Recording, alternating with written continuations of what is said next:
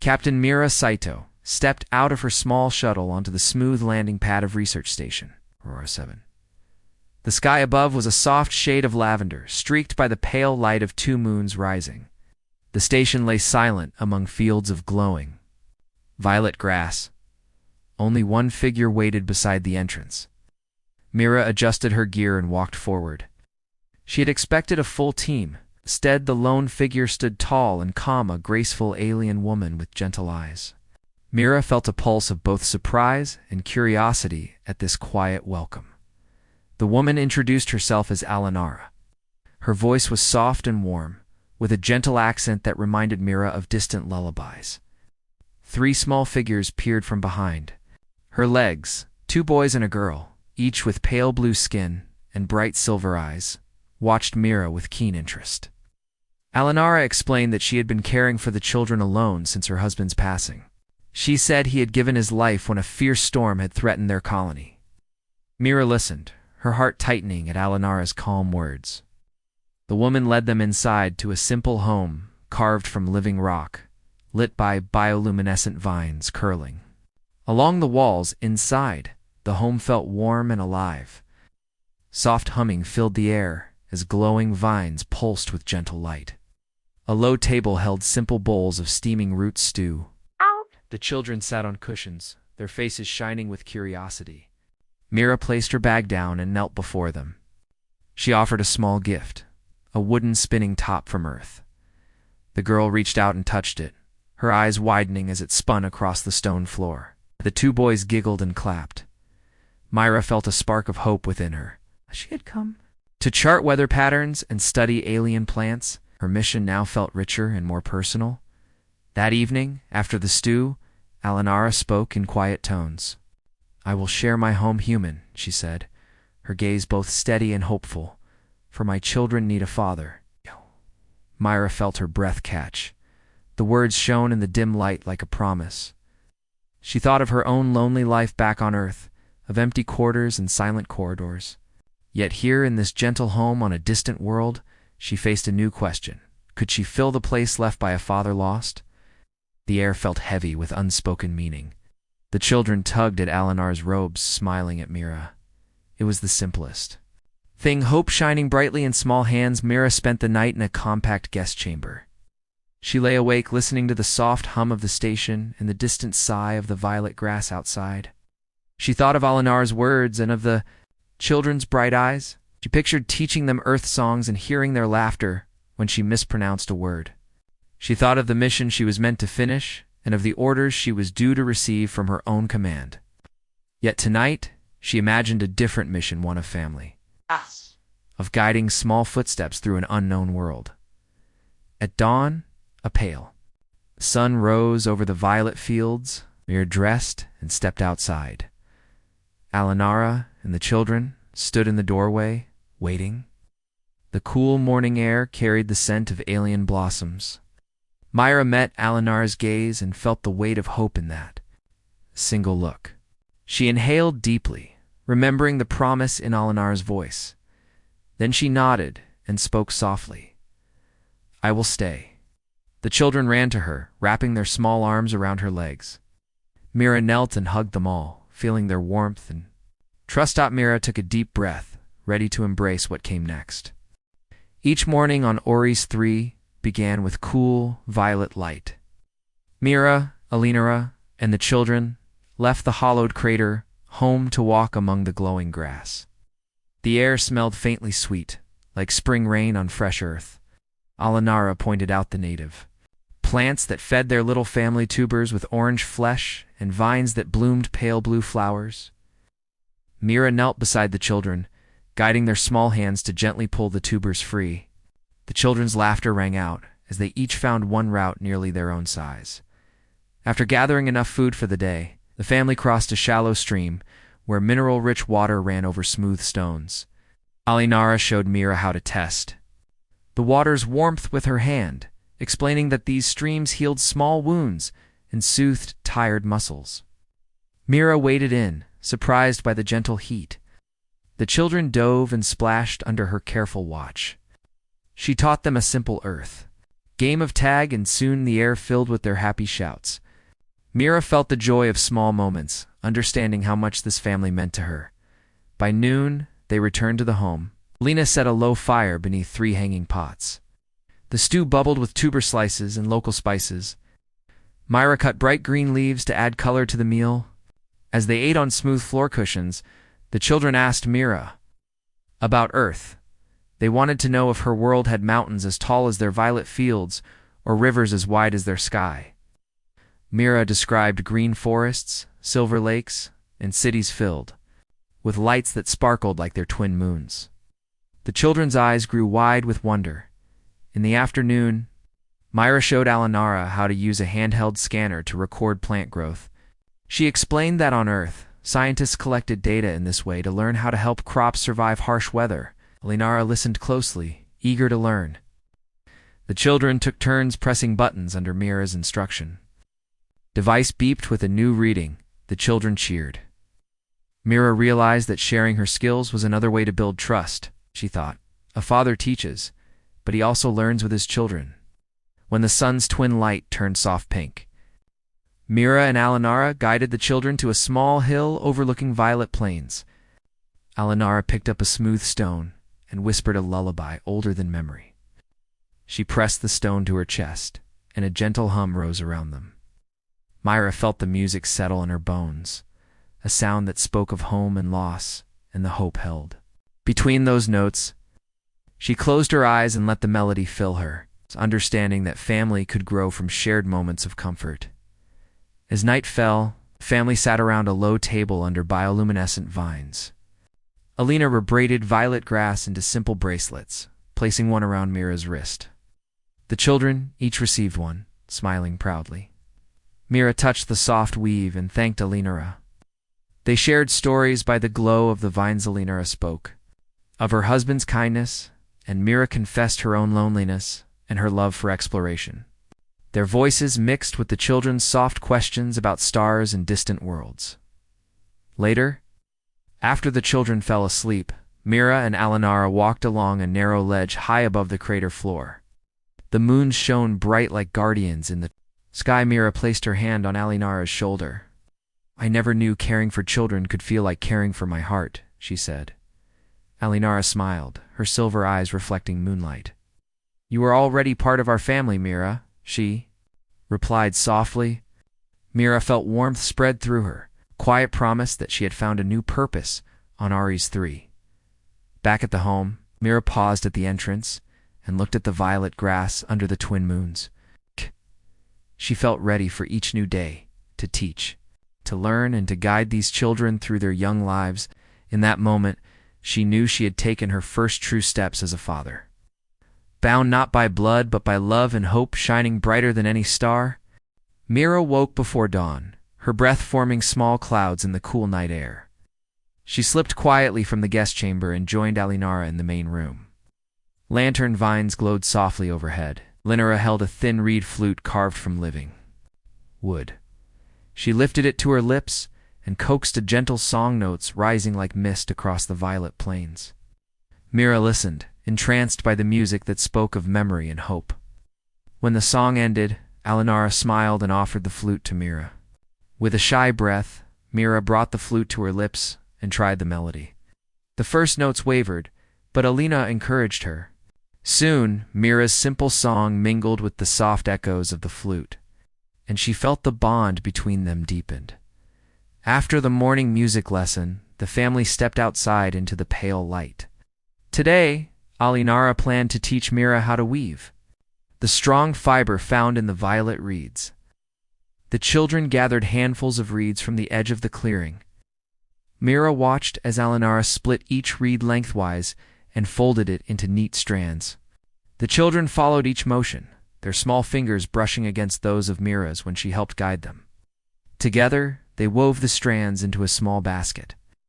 Myra's first attempt was uneven, but Alinara showed patience, kindness. And patience makes strong baskets, Alinara said, her voice soft. Mira nodded, realizing that the same lesson applied to building trust in family. When the sun reached its highest point, The group returned inside for a simple meal of steamed tubers and fresh water. As they ate, the children chattered about the woven basket and asked Mira if Earth had similar crafts. Mira described baskets made of willow and straw, used to gather fruit and flowers. The children traded excited glances and decided they wanted to weave more. Mira promised they would try an Earth-style basket next. Alinara's eyes shone with pride as she watched Mira engage with her children. In that moment, Mira felt she was growing into a new role, one that called for gentle guidance and steady presence rather than bold exploration. In the afternoon, Mira led the children to the research console where she recorded weather patterns. She showed them how to adjust the sensors and read the glowing data lines. Each child took a turn pressing the console's touchpad. With every reading, they learned how the alien winds shifted and how moisture gathered in the air before a storm. Myra explained that on Earth, weather could be both friend and foe, shaping the lives of all who lived beneath the sky. The children asked if storms could sing like Alinara's flute. Myra laughed and said no, but she promised to play a recording of Earth's wind songs. The children's eyes lit up at the idea of hearing Earth's hidden music as the sky turned. Pastel pink Alinara called them back home. On the way, a gentle breeze stirred the violet grass, and the children chased each other through the waving stalks. Mira paused to watch them, heart full. She realized that in teaching science and craft, she was also teaching love, safety, and wonder. Alinara joined her side and gently touched her arm. "You give our children new dreams," Alinara whispered. Mira felt tears of joy form in her eyes. She smiled and said, "And they give me a new heart." Together, they walked back to the home 3 generations, learning from one another under the twin moons, bound by music, craft, and shared hope. Each morning, Mira awoke to the soft glow of bioluminescent vines, but today she felt a new weight in her chest. Word of her choice to stay with Alinara and the children had reached other parts of the colony. As she stepped outside, she sensed quiet eyes on her back. Scientists and engineers glanced away when she passed. Even the air seemed heavier, as if the violet grass bent away from her. That afternoon, Mira went to the main research lab to upload her latest weather data. She found 2 colleagues huddled by the console, speaking in hushed tones. When they saw her, they fell silent. Mira pressed her data key and forced a calm smile. Inside, she felt the sting of their judgment. Supplies for her family, extra rations for the children, and new blankets for cold nights had been deducted from the station's stores. The station manager called her later and reminded her that resources were scarce. Unsteady, Mira offered to work extra shifts in hydroponics and data analysis. She hoped her willingness would ease the tension. At home, the children sensed the change. Their laughter fell quiet when Mira and Alinara entered. Small faces looked up, puzzled. Alinara guided them to the table where a simple meal waited. She poured steaming broth into 3 bowls and placed one before Mira. "Some people do not understand our choice," Alinara said gently. She reached across the table and rested her hand on Mira's. "But they will learn. Love shows strength." Mira nodded, tasting the warm broth. In that moment, she realized that being a father meant protecting her family from harsh words as surely as she would from storms. That evening, Mira led the children to the hollowed cliff beside the home. She carried a small toolkit, and Alinara brought glowing lantern vines. Together, they repaired a broken solar panel that powered the children's nightlights. As they worked, a neighbor approached from the path, a tall engineer named Jolim, who had once whispered that a human in an alien family was risky. He paused at the panel and frowned. Myra looked up and offered a friendly nod. Without a word, Jolim pointed to a loose cable. Mira smiled and tightened the connection. Jolim stepped closer to watch the panel hum back to life. The lights glowed again, and the children cheered. At that moment, Jolim's expression softened. He gave a small nod before disappearing back into the dusk, under the twin moons. Myra and Alinara sat on smooth stone steps, while the children played chase among the violet reeds. Myra felt Alinara's hand in hers. "Every family must face doubt," Alinara whispered, "but your kindness shows the truth." Myra squeezed her hand and watched her children dart between stalks of grass. Their joy was a bright hope that no whispers could dim. Later, back inside, Mira showed the children Earth's music recordings. She played a soft wind song from a distant mountain range. The children closed their eyes, swaying to the gentle tune. Alinara hummed along, weaving a small bracelet on her loom. The children each took turns listening, their faces calm and bright. Myra thought of Earth's great sky and realized that songs and stories were stronger than any rumor. Before bed, Mira tucked the children under soft blankets. She kissed their foreheads and whispered, "I will always keep you safe." The children smiled sleepily, trusting her without question. Mira left their room slowly, careful not to wake them. She paused at Alinara's door and gently pushed. It opened. Alinara sat at a low table, writing notes in her ledger about plant growth. She looked up and offered Myra a tired smile. Myra joined her, settling on the floor beside the table. "Today was hard," she said softly, "but I think our neighbors saw how much this family matters." Alinara nodded, her eyes warm. "They will learn. Your heart shows them who we are."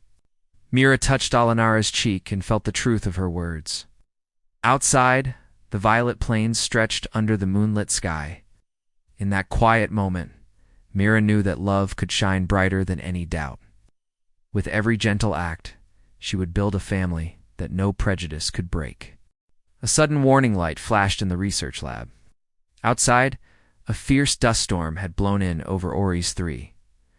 Myra saw that 2 supply shuttles were overdue. Without supplies, the colony would face shortages. She felt her heart pound. Alinara. And the children watched from the doorway, worry in their eyes. Myra took a steady breath and said, "I will help." She gathered a small rescue team, 2 engineers, a medic, and a pilot. They climbed into a sturdy rover built for rough terrain. The wind howled, carrying violet sand that stung their faces through the visors. Mira focused on the console, adjusting shields and route logic. The roar of the storm was loud, but she kept calm. "Follow my lead," she told the team. Each person nodded. The rover's headlamps cut through swirl of sand. Mira guided the vehicle along faded track marks. Every few minutes she stopped to check the sensors. The engines shook, but she steadied her hands. She thought of Alinara's words, "Love shows strength," and remembered that families were made by brave acts. Mira felt the weight of her promise to protect this colony and her new family. After half an hour, the rescue team spotted a battered shuttle half buried in dunes. Its hatch was sealed, and the pilot's call sign was faint in the com feed. Jet parked the rover and led the engineers toward the shuttle. The wind pressed against them like a wall. Mira shielded the engineers as they cleared sand from the hatch. Finally, they pried it open, and the 2 stranded crew members emerged. Blinking against the storm, Mira guided them back to the rover. The medic checked their vitals and gave them warm vitamins. The rescued engineers thanked Mira, their relief shining through tired eyes. "We thought we would be lost," one said. Mira offered a gentle smile. "We all look out for one another," she replied. She helped them into the rover's cabin and set the course back to the station. On the journey home, the storm grew stronger. Sand clung to the windows, and the engines groaned. Mira adjusted power to the front shields and monitored fuel levels. The pilot trusted her directions, and each engineer stayed calm because Mira's calm guided them. She felt pride, knowing that her careful training and love for this colony kept everyone safe. When they reached the station, the storm was at its worst. The rover rolled through the gates, stirring up clouds of violet dust. Alinara and the children ran out to greet them, their faces bright with hope. The rescued crew members stepped lightly onto solid ground and wrapped races of gratitude around Mira. The colony gathered, cheering as Mira helped each traveler to safety. That night, the station's dome buzzed with activity. The rescued supplies were unloaded. Engineers repaired broken equipment, and the medics set up recovery beds. Myra stood beside Alinara and the children. The crisis had passed. Alinara pressed a small hand to Myra's arm. "You saved them?" She said softly, "You saved us all." Mira looked at the lights of the dome and felt warmth fill her chest. Alinara led Mira and the children to a low table. They shared hot stew and warm bread. The children laughed at stories of the rescue journey. Mira joined in, describing the rover's rumble and the sandstorms outside. Each time she spoke, the children's eyes shone with admiration. Mira realized that heroism was not only in grand gestures, but in steady kindness and steady courage. Later, under the twin moons, Mira watched the storm clear away. The violet grass stood tall and bright. She felt Alinar's hand slip into hers. "You have become our father in every way," Alinar whispered. Mira smiled, thinking of the rescued crew and the cheering colony. She knew that love's true power was in protecting those who depend on you. Tonight, she had done just that. Mira awoke to warm sunlight filtering through the dome's curved windows. The storm had passed, and the violet plains beyond glowed in gentle morning light. She stretched and glanced at the small pile of data tablets beside her bed. Rescue mission had filled many files, but today she planned something different. Today, she would teach. In the main chamber, Alinara and the children waited by the low table. The children had cleared their bowls of stew and smiled when they saw Mira enter. Each child held a small drawing they had made during the storm pictures, of the rover cutting through violet dust and of the colony's dome shining bright. Mira knelt beside them and praised their art. She traced the lines with her finger and asked them to describe each scene. Their voices bubbled with excitement as they spoke of courage and teamwork. After breakfast, Mira led the children to the learning alcove. She had set up a simple projector that showed Earth images on a white wall. Today's lesson was about seeds and growth. Mira held up a packet of Earth seeds, corn, beans, and sunflowers, and explained how each plant grew from a tiny seed into tall stalks. The children watched the projector as time-lapse videos showed green shoots pushing through soil. They gasped when the sunflower turned its face toward the sun. Alinara brought bowls of Ori's 3 tuber slices and local pollen.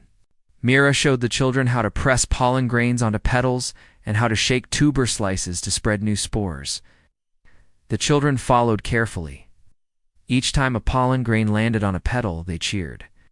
Mira explained that farming on Earth and on Ari's 3 both depended on patience and care.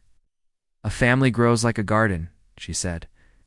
"With love and hard work, each part helps all the rest to thrive." In the afternoon, Mira and Alinara repaired a small section of the outer dome that had loosened during the storm. The children watched from a safe distance, holding tools of their own tiny wrenches and clipboards. Mira showed them how to use a scanner to check for weak seals. Alinara passed each child a cloth and asked them to wipe the glass clean before inspection.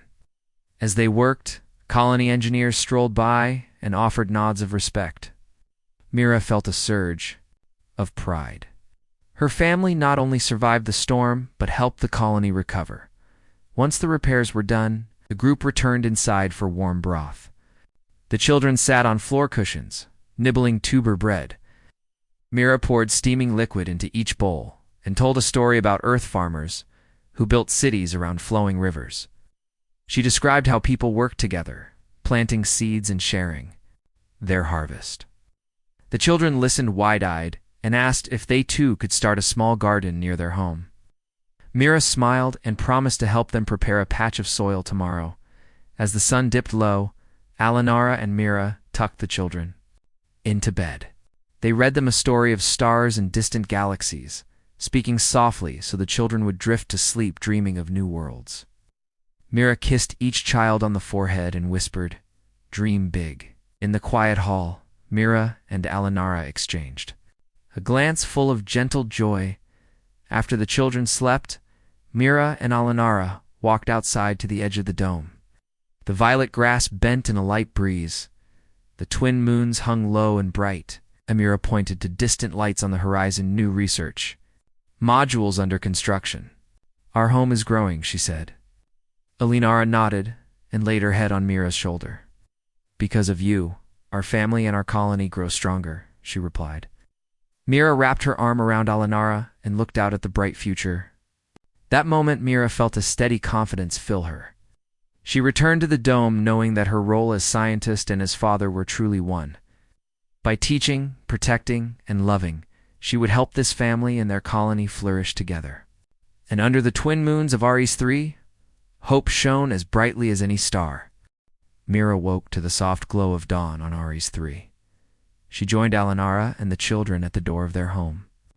The air was cool, and the violet grass sparkled with dew. Today would be a special day of family excursion beyond the craters. The children dressed quickly, their eyes bright with excitement. Mira felt her heart swell as she saw their hopeful faces.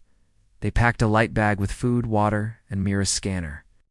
Alinara tucked a small first aid kit inside, and the children each carried a woven satchel of snacks. Together, they stepped onto the wide plain. The twin moons lingered faintly in the sky as the sun climbed. Mira led the way, pointing out glimmering crystal outcrops left by ancient rivers. The children bent to touch the smooth surfaces, giggling, when their fingers left glowing prints. After walking for an hour, they reached a circle of stone ruins, remains of a long-forgotten settlement. Mira set down her bag and activated her scanner. It hummed softly, mapping hidden patterns beneath the surface. Linara explained that these stones had once marked a gathering place for their ancestors. The children sat on the flat stones, imagining great celebrations and friendly councils held here ages ago. Mira joined them, tracing the weathered carvings with her fingertip. Suddenly, the scanner beeped a warning. A section of the ruin was unstable. Mira frowned and checked the readings. These stones could shift, she said calmly. Alinara gathered. The children close, and Mira guided them back a few steps. Then she pointed out a safe path around the ruins. The children followed carefully, as Mira marked each weak spot with a ribbon of violet grass. Together, they rewove the grass to show a clear trail. The small rescue taught the children how to watch for danger and work as a team. They settled by a shallow pool of clear water for lunch. Myra peeled bright tuber slices and passed them around. The children recounted their favorite parts of the trek, touching the crystal stones and hearing the scanner's song. Linara told stories of explorers who came before, and Mira shared memories of Earth's great deserts and forests. Each tale sparked new questions. Mira realized that this family journey had become a lesson in history, science, and imagination. On the walk home, the children raced ahead, weaving between stalks of grass. Mira and Alinara followed hand in hand. The sunlight warmed their backs, and small wildflowers opened along the path. Engineers from the colony waved as they passed, greeting the family with friendly smiles. Mira felt a deep pride at her presence. Here had changed attitudes. The colony now saw her not just as a visitor, but as a trusted guide and protector. Back at the station, a small ceremony awaited them. The colony leaders had planted a new grove of violet leaf saplings near the research dome. Today they invited Mira, Alinara, and the children to place the first water drops. The children knelt by each sapling, their tiny hands pouring water into the soil. Mira lifted a silver watering can and helped the last sapling drink. Around them, voices rose in quiet song and anthem of hope and unity shared by two worlds. That evening, Mira spoke softly before the gathered colony. She thanked everyone for their trust and kindness. She spoke of family as a bond, stronger than any distance or doubt. Her words were simple but full of warmth. Linara and the children stood beside her, holding hands. The crowd clapped gently, some with tears in their eyes. In that moment, Mira knew she had found her true mission. After the lights dimmed, Mira, Alinara, and the children walked home under the twin moons. The violet plains stretched endlessly, and the new saplings glowed faintly in the moonlight. The children carried their woven baskets, now filled with small mementos from the ruins. Mira wrapped an arm around Alinara's shoulders and whispered, "We did this together." Linara smiled and laid her head against Mira's dot as they reached their crater home. Mira paused at the doorway. She looked back at the family beside her and then out at the shining stars above. In her heart, she felt a calm certainty. Wherever this life led, they would face it as one. Love had grown stronger here than any challenge, and together they would shape a bright future on Ares 3 and beyond.